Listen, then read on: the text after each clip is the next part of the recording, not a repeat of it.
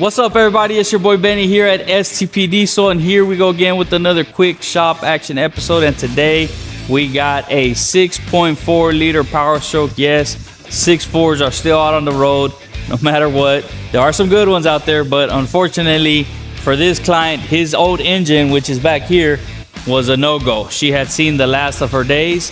Unfortunately, the client couldn't afford to go with a new long block or any kind of upgrades, which is fine.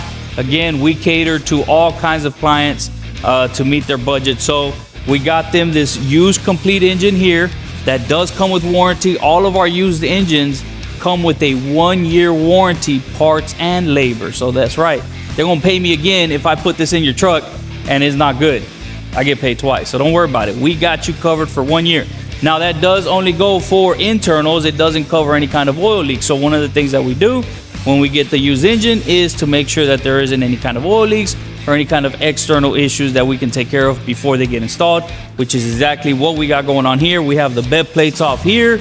It is already prepped and ready to go, upper and lower oil pan. So we are fixing to go to town, but prep work is key.